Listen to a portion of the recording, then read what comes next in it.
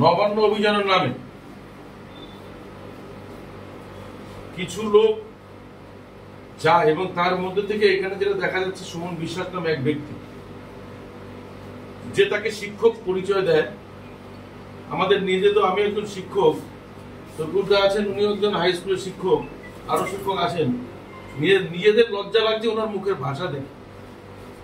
বাংলার মাননীয় মুখ্যমন্ত্রী মমতা বন্দ্যোপাধ্যায়কে যে হারে কুরুচিকর মন্তব্য এবং প্রাণে মারার হুমকি, বোম মেরে উড়িয়ে দেবে, পা ছিঁড়ে ফেলবে, আমরা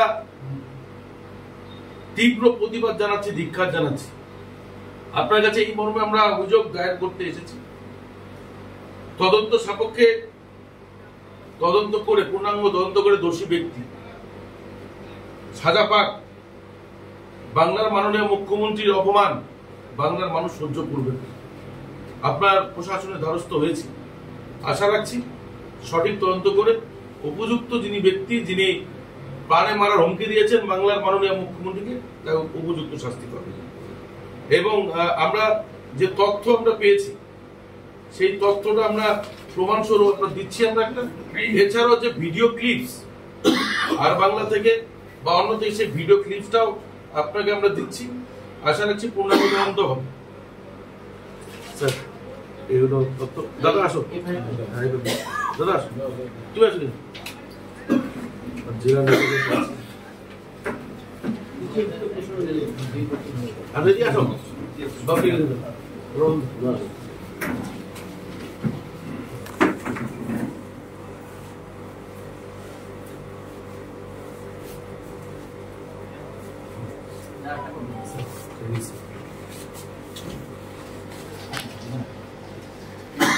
ঠিক আছে, আমাদের তো আর নেই, আমরা আসি। ঠিক আছে, আমরা ফালাকাটা টাউন ব্লক তৃণমূল কংগ্রেস গতকাল দেখলাম নবান্ন অভিযানের নাম করে আবারও বিশৃঙ্খলা করার চেষ্টা, বাংলায় অশান্তি করবার চেষ্টা। হাওড়ার এক ব্যক্তি যিনি নিজেকে শিক্ষক পরিচয় দিয়েছেন, আমরাও এখানে শিক্ষকরা আছি, আমাদের ভাবতে লজ্জা লাগছে একজন শিক্ষকের মুখের ভাষা যেভাবে অপমান করেছে। বাংলার মাননীয় মুখ্যমন্ত্রীকে পা ভেঙে দেওয়া থেকে শুরু করে বোম মেরে প্রাণনাশের হুমকি, নেত্রী মমতা বন্দ্যোপাধ্যায়কে খুনের হুমকি দিয়েছে। আমরা ফালাকাটা টাউন ব্লক তৃণমূল কংগ্রেস আইনি পদ্ধতিতে আমরা অভিযোগ দায়ের করেছি। এতে আমরা চুপ থাকবো না।